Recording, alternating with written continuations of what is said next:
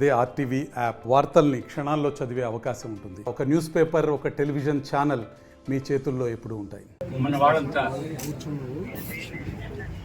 ముఖ్యంగా మన నాయకులంతా వాళ్ళ అభిప్రాయాలు చెప్పడం జరిగింది. ఇవే అభిప్రాయాలు ప్రశ్నలు నాకు కూడా అడగండి.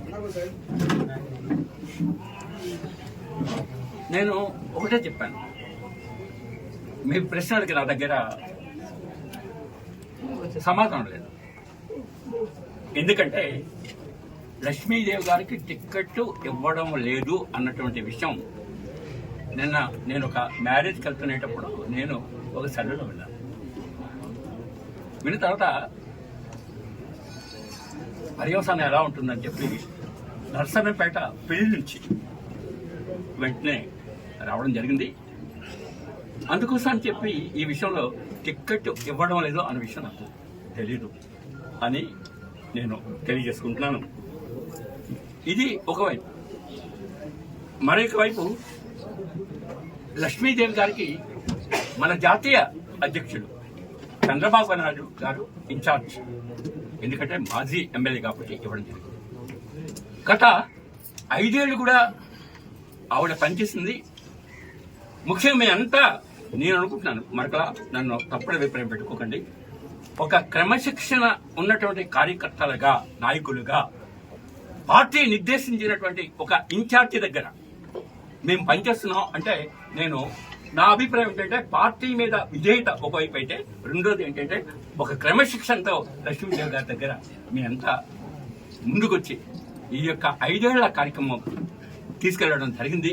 అంటే నేను ఒకటే అంట, మీరు క్రమశిక్షణ అంటూ మీలో లేకపోతే లక్ష్మీదేవి గారు ఇన్ఛార్జిగా ఉన్న సందర్భంలో ఆటు పోట్లకి అన్నిటికీ కూడా మీరు భరించి ఆవిడ కనుక ప్రతి కార్యక్రమంలో కూడా పాల్గొన్నారు.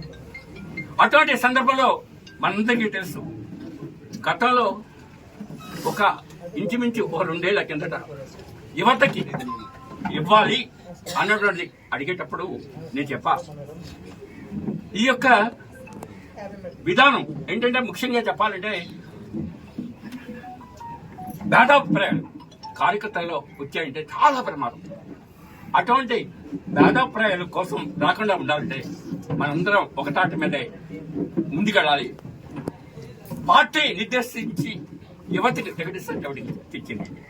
అదేవిధంగా లేడీస్ కోటా కింద లేడీస్కి ఇచ్చినా పర్వాలేదు అన్నటువంటి విషయం నేను ఓపెన్ గా చెప్పాను.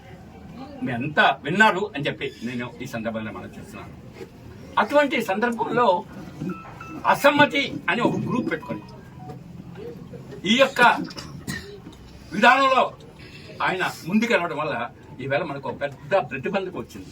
ఏంటంటే ఒక పక్క క్రమశిక్షణతో పార్టీ నిర్దేశించిన కార్యక్రమాలు చేసేవారు ఒకవైపు అయితే, మాకు ఎవరు లక్ష్యం లేదు, మేము మా కార్యక్రమాలు మేము చేస్తాం అన్నటువంటి విషయంతో ముందుకెళ్లేటప్పుడు లక్ష్మీదేవి గారు మీలో కొంతమంది పార్టీ అధ్యక్షుడు అచ్చెన్నాయుడు గారు ఉన్నారు కాబట్టి ఆయనకు నివేదిద్దాం అని చెప్పి మీరు నివేదించడం జరిగింది.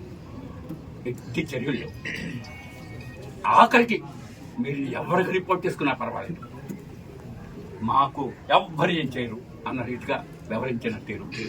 అందువల్ల క్రమశిక్షణతో ఉన్నటువంటి వాళ్ళంతా ఒక వర్గం అయిపోయారు. క్రమశిక్షణ లేకుండా మా ఇష్టం, మాకు ఎవరు ఏమి డిక్టేట్ చేయలేరు అన్నటువంటి వాళ్ళు ఒక వర్గం అయ్యారు. ఇది చాలా ప్రమాదకరం అన్నటువంటి విషయం కూడా నేను తెలియజెప్పడం జరిగింది. అటువంటి సందర్భంలో ఈవేళ అటువంటి గ్రూప్ కి నాయకత్వం వహించినటువంటి ఆయనకి ఈవేళ టికెట్ ఇవ్వడం, సంప్రదించకపోవడం వల్ల ఈవేళ ఏం చేయాలో నాకు అర్థం కావడం లేదు. ఎందుకు అర్థం కావడం లేదంటే నేనేం సమాధానం చెప్తాను.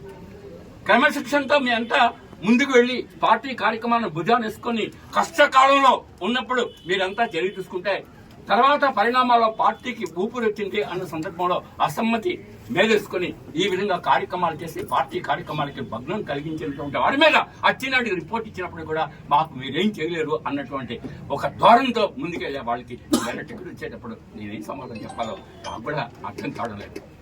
అటువంటి పరిస్థితుల్లో నేను ఒకటే చెప్తున్నాను, ఈ యొక్క ఆవేళ నేను చెప్పినట్టుగా అందరూ కలిసికట్టుగా పనిచేసుకుంటే ఈవేళ ఇటువంటి ప్రతిబంధకం పార్టీలో వచ్చేది కాదు. నేను ఎంత కష్టపడాను. ఎందుకంటే గతంలో కూడా ఇటువంటి పరిస్థితి ఉత్పన్నం అవడం వల్ల నాకు రాజకీయంగా ఉరింది. ఆ ఉరి అనేది మళ్ళీ పార్టీలో జరగకూడదు అన్నటువంటి ఉద్దేశంతోనే ముందుగా చెప్పడం జరిగిందని చెప్పి నేను ఈ సందర్భంగా మనం చేస్తున్నాను. అటువంటి పరిస్థితుల్లో ఈవేళ హైకమాండే ఈవేళ చెప్పాలి.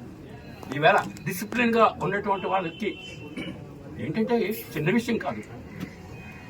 మరొక వైపు డిసిప్లిన్ లేని వారికి మధ్య ఫైట్ అయినప్పుడు అధ్యక్షుడు సెటైట్ చేయకుండా ఉండేటప్పుడు ఈ యొక్క పరిణామం ఏర్పడినప్పుడు దీనికి నేను బాధ్యత వహించే స్థాయి నాది కాదు అని చెప్పి నేను ఈ సందర్భాన్ని మనవి చేస్తున్నాను. అందుకోసం పార్టీ అధిష్టాన వర్గమే ఈవేళ దీనికి బాధ్యత వహించాలని చెప్పి నేను ఈ సందర్భాన్ని మనవి చేస్తున్నాను. ఈ సందర్భంగా నేను ఎందుకు కోరుకోలేమంటే నాకు ఏదో పార్టీ పరంగా ఏదో ఎమ్మెల్సీ ఇస్తారు, ఇంకేది ఇస్తారా, ఇంకోటి ఇస్తారంటే నాకు ఏనాడు కూడా పర్సనల్ ఎజెండా లేదు. గత 40 ఏళ్ళుగా నేను ఒకటే, నా ఎజెండా మీ ఎజెండా, ప్రజల కోసం ఎజెండా. మన ఎవరు కూడా వ్యక్తిగత పనుల కోసం ఏనాడు కూడా ఈ పార్టీని ఉపయోగించలేదు, ఉపయోగించాలని కూడా మేము ఈ సందర్భంగా మనసుకుంటున్నాం. రేపు మా ఏదో ఎమ్మెల్సీ ఏదో పరిస్తే మేము యాక్సెప్ట్ చేయమని చెప్పి మీ ముందు అయితే ఈవేళ ఉన్న ప్రతిబంధకం అంతా ఒకటే. నాకు అడిగితే 2 గ్రూపులుగా మారిపోయిన సందర్భంలో న్యూట్రాలిటీ మెయింటైన్ చేసినటువంటి ఆయనకైనా లక్ష్మీదేవికి ఇచ్చినా పర్వాలేదు, బలమైన వ్యక్తి. లేదు అన్నప్పుడు న్యూట్రల్ గా వ్యవహరించిన వ్యక్తికైనా ఇస్తారేమో అనుకున్నాను. కానీ ఒక అసమ్మతికి రాజ్యం పోసి తెర వెలిగించినటువంటి వ్యక్తికి ఈవేళ ఈ టికెట్ ఇవ్వడం మాత్రం నేను నిర్ద్వందంగా నేను ఖండిస్తున్నానని చెప్పి నేను ఈ సందర్భాన్ని వ్యక్తిగత ఎజెండా లేదు. ఎందుకంటే నేను ఎమ్మెల్సీ కానీ ఎమ్మెల్యే నాకు కానీ ఏది యాక్సెప్ట్ చేయను. అదేవిధంగా మా ఆవిడికే ఇమ్మని చెప్పి కూడా నేను డిమాండ్ చేయను.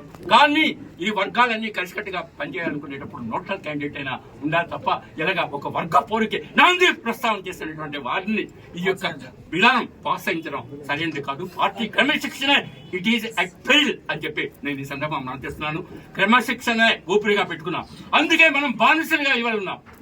ఎందుకు బానిసలుగా ఉన్నామంటే ఆ వేళ నాకు ఇన్ఛార్జ్ ఇవ్వకపోయినా బానిసగానే ఉన్నాను.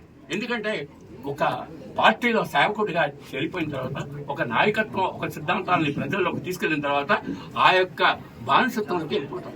తప్పు కాదు, పార్టీని బానిసలుగానే ఉండాలి. అటువంటి బానిసత్వ ఆలోచనలే మనకు ఉన్నాయి తప్ప ఏనాడు కూడా పార్టీ మీద తిరగబడదాం అన్నటువంటి ఆలోచన కళలో కూడా మన ఎవరికీ లేదని చెప్పి నేను ఈ సందర్భంగా మనం చేస్తున్నాను. అందుకోసం మన వారికి చెప్పాడు, సర్దిద్దండి. ఏ విధంగా సర్దిస్తారో అందరికీ చెప్పండి, అందరికీ చెప్పి మీరు కన్విన్స్ చేయండి అని చెప్పి నేను ఈ సందర్భంగా మనవి చేస్తూ నన్ను మరొకలా అపార్థం చేసుకోకండి అని చెప్పి నేను ఈ సందర్భంగా తెలియజేసుకుంటూ నేను ఇప్పుడు ప్రస్తుతం వెంటిలేటర్లో ఉన్నాను ఈ దెబ్బకి.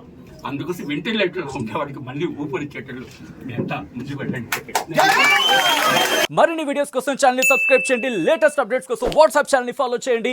అండ్ లింక్ డిస్క్రిప్షన్ లో ఉంది.